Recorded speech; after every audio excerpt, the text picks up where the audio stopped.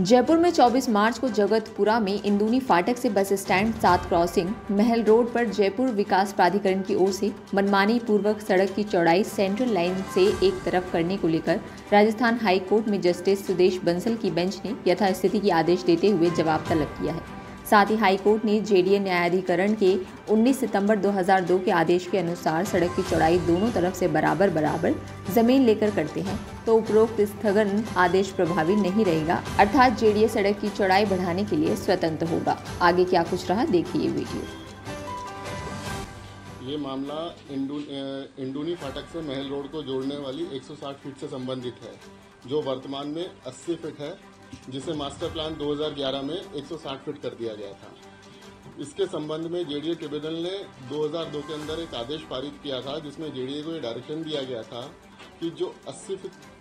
Road है उसके centre से दोनों साइड 80-80 फीट लेना है और रोड को 160 फीट करना है। 2002 के बाद सेम आदेश 2003-2015 में भी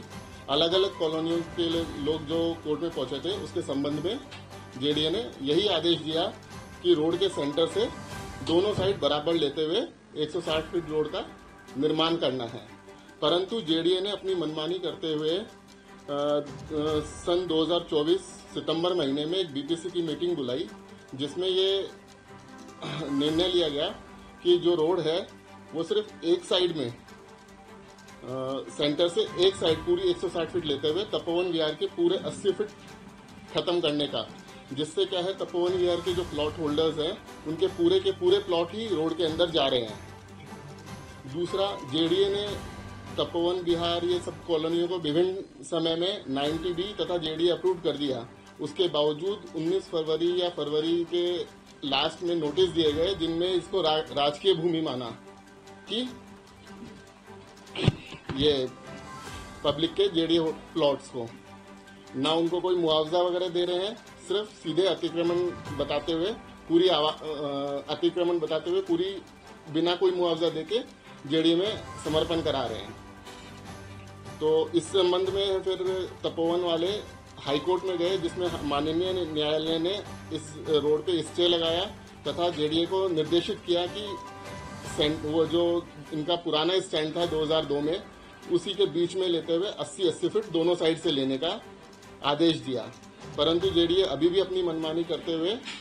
रोड को एक ही साइड पे, तपोवन की साइड पे बनाने में आमादा है। तो इस संदर्भ में हम सब मिलके आपके पास ये प्रेस विज्ञप्ति देना चाह रहे हैं कि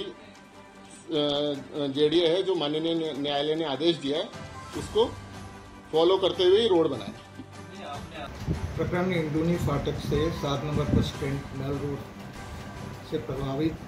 160 फीट रोड के प्रस्तावित अलाइनमेंट को लेकर के जो उत्पन्न हुआ है विवाद, उसके संबंध में मुख्य रूप से पहले 1995 के अंदर सीबीआई कॉलोनी का अनुमोदन हुआ था। उस अनुमोदन में 80 फीट रोड 1995 में प्रस्तावित की। उस 80 फीट रोड के आधार पे मास्टर प्लान 2011 उसी 80 फीट रोड को 160 फीट करने का उन्होंने प्रस्तावित किया, लेकिन उस 2011 के मास्टर प्लान के हिसाब से इंदूनी फाटक से जहाँ से मास्टर प्लान में 160 फीट रोड प्रस्तावित किया गया था, उसका अलाइनमेंट कोऑर्डिनेट किए 11 के मास्टर प्लान का जो 160 फीट रोड का अलाइनमेंट था उसको परिवर्तित कर दिया। और परिवर्तन करने के बाद 2011 के मास्टर प्लान से सीबीआई फाटक से लेकर के और सीबीआई कॉलोनी, अरविंद नगर, पवन विहार, कुसुम विहार और रोहिणी नगर, जहाँ से 160 फीट रोड प्रस्तावित था, उसको सेक्टर प्लान 30 में परिवर्तन कर दिया। और परिवर्तन के साथ दूसरे साइड में, यानी कि अपोजिट डायरेक्शन में, जिधर ये तपोवन विहार, चंद्रगुप्त नगर, इनकम टैक्स कॉलोनी और ब्रजवाटिका आती है, उस तरफ 160 फीट रोड का डायरेक्शन दे दिया। उससे प्रभावित भूखंडधारियों ने ट्रिब्यूनल में केस फाइल किया 2000 में, और 2002 में ट्रिब्यूनल ने एक ऑर्डर किया कि जो मास्टर प्लान 2011 में 160 फीट रोड का सेंटर का अलाइनमेंट है, उस सेंटर से दोनों तरफ बराबर इनको 80-80 फीट लेंगे। 2002 के उस ऑर्डर के आधार पे इनको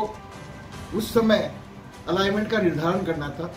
लेकिन उस निर्धारण किए बिना इन्होंने उसके बाद आगे से आगे योजनाएं अनुमोदित करते गए। उसको फिर चैलेंज किया। उसमें 2015 में फिर निर्णय हुआ कि एक उच्च स्तरीय कमेटी का गठन किया जाए और कमेटी ये निर्णय करे कि मास्टर प्लान 2011 के हिसाब से जो जो अलाइनमेंट निर्धारित किया जाना था उसका नए सिरे से मौका स्थिति के अनुसार जांच की जाए और 2011 के मास्टर प्लान के हिसाब से 160 फीट रोड का निर्धारण किया जाए। लेकिन कमेटी ने ये अपनी मजबूरी बताई कि साहब अलग अलग समय पे अलग अलग योजनाएं अनुमोदित कर दी गई है, तो योजना के अनुमोदित अंतिम छोर को अंतिम मानते हुए इन्होंने एक नया अलाइनमेंट का निर्धारण 2015 में ट्रिब्यूनल के ऑर्डर के आधार पर कर दिया। उस 2015 के कमेटी के निर्णय को 9/4/2024 को बिल्डिंग प्लान कमेटी ने अंतिम रूप दे दिया। मास्टर प्लान 2011 का अलाइनमेंट डिस्टर्ब हो गया, इस चीज को भी कमेटी ने माना है। मास्टर प्लान 2011, सेक्टर प्लान 30 और जोनल डेवलपमेंट प्लान जो 2018 का है और 2025 का मास्टर डेवलपमेंट प्लान, इन चारों में ही इस रोड के लेकर के और भिन्न भिन्न अलाइनमेंट, तो उनका सबसे प्रखर जो विवाद था वो ये था कि 9/4/2024 को जो बीपीसी ने निर्णय लिया, गुलाब कोठारी प्रकरण के हिसाब से अगर मास्टर प्लान के अलाइनमेंट में अगर आपको व्यापक जनहित के अंदर परिवर्तन करना है तो उसके लिए आपको आपत्तियां प्रभावित भूखंडधारियों से आमंत्रित करनी चाहिए। वो इन्होंने आपत्तियां आमंत्रित नहीं की, बिना आपत्ति आमंत्रित किए इन्होंने अपने स्तर पर निर्णय लिया। उसको दोबारा फिर भूखंडधारियों ने ट्रिब्यूनल में चैलेंज किया, लेकिन ट्रिब्यूनल ने ये कहते हुए कि साहब कि पहले हमारा 2015 में जो निर्णय हुआ था उसी आधार पे इन्होंने ये अलाइनमेंट का नया निर्धारण किया। वस्तुतः नया अलाइनमेंट मौके पे स्थापित किया जा रहा है जो